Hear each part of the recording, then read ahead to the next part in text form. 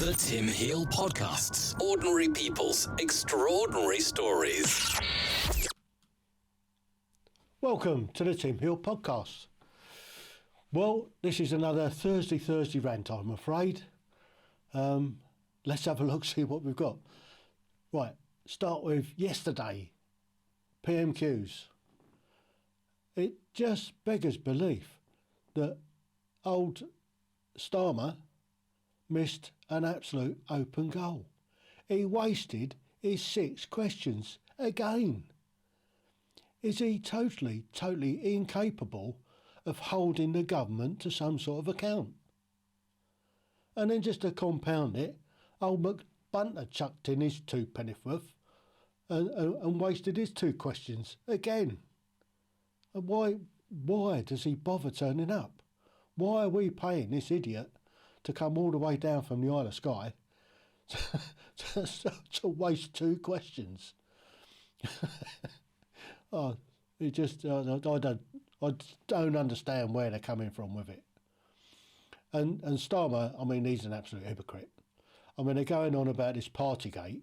However, let's face it, what did he do? He's been caught as well. But oh no, they were allowed to because they were campaigning and they just stopped for some food and some beer, when he shouldn't have been actually mixing with people outside his bubble. They clearly weren't in his bubble, they were activists and campaigners for him at a party office. Okay.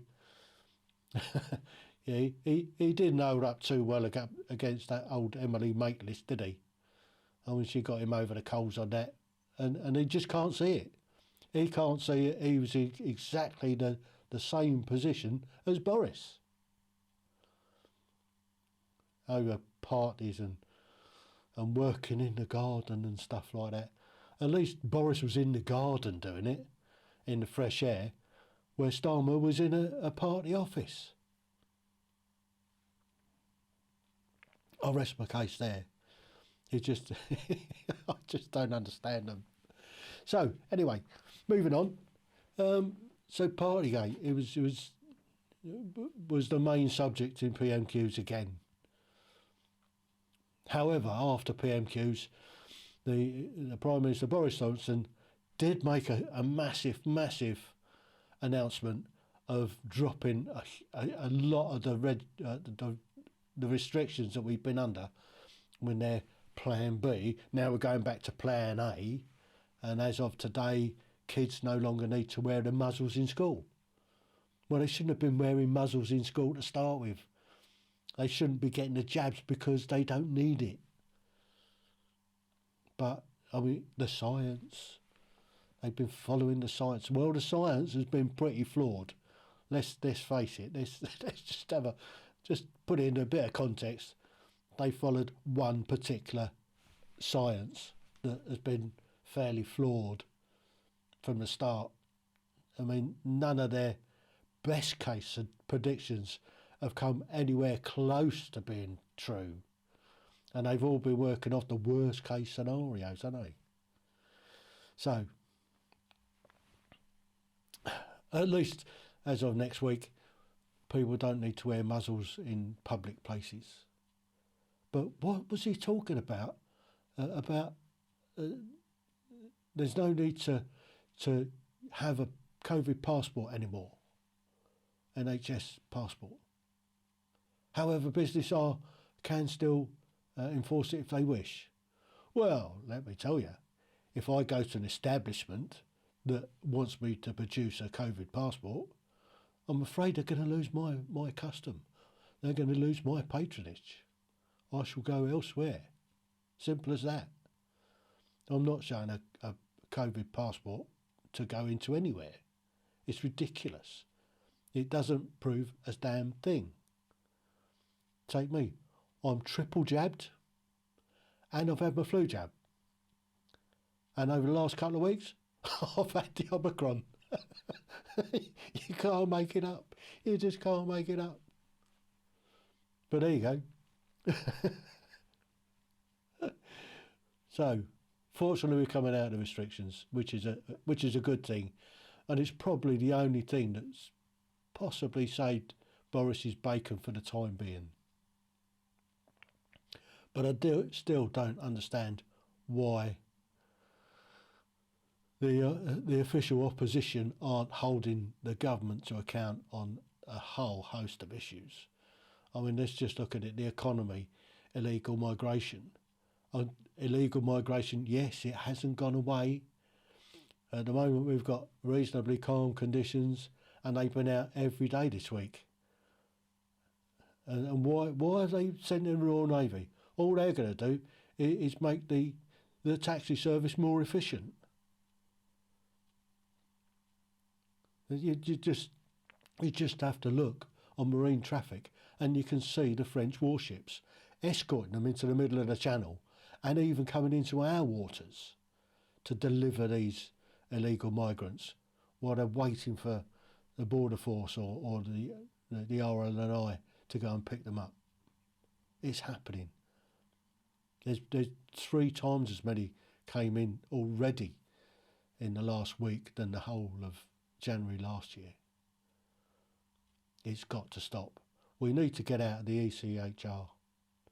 That's got to go, and we've got to stop giving legal aid to illegal migrants.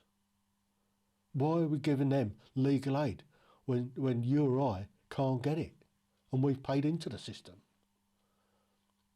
That nonsense really needs to stop. And as soon as that stops, as soon as they deny giving them legal aid, all these ambulance chasing lawyers will find something else to do, because they won't be able to stand up for these illegal criminal migrants that are coming in. Anyway, moving on. Look at what's happened. Biden had a press conference.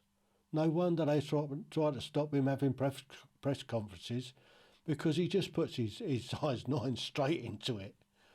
He's almost given carte blanche for Putin to now go into Ukraine, as long as he doesn't drive in with his tanks and start killing people. America won't do the damn thing. He'll let him walk in and do it.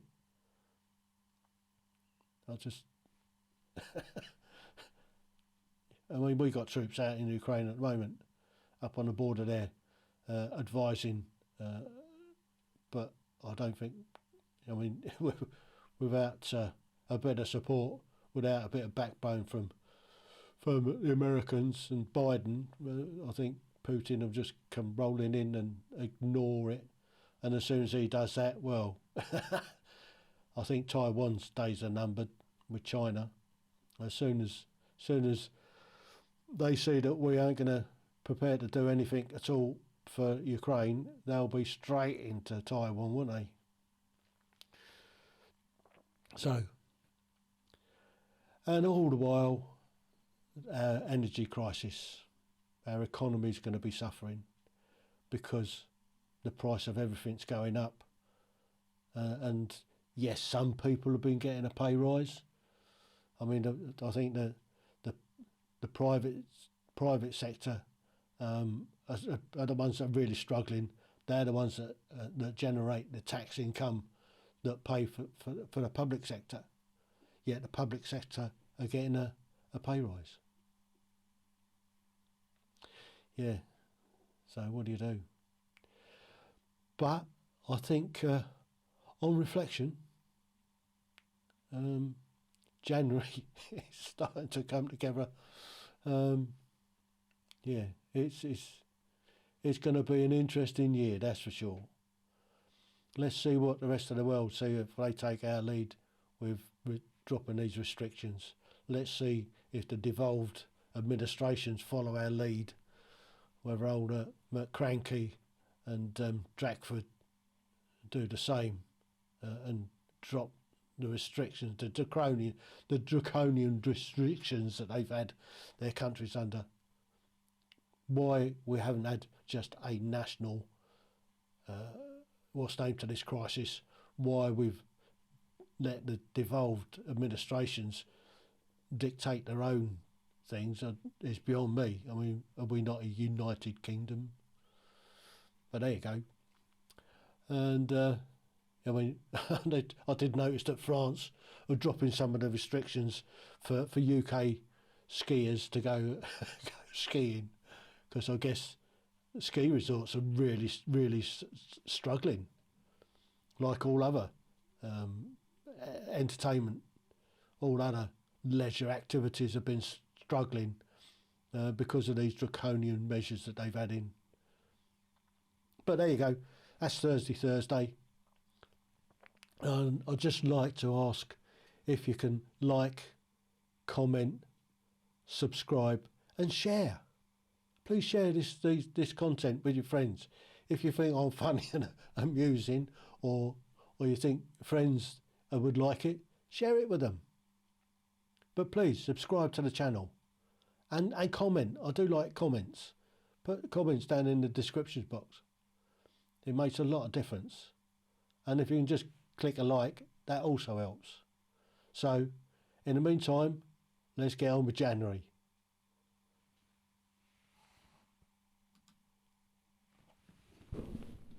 The Tim Heale Podcasts. Ordinary people's extraordinary stories.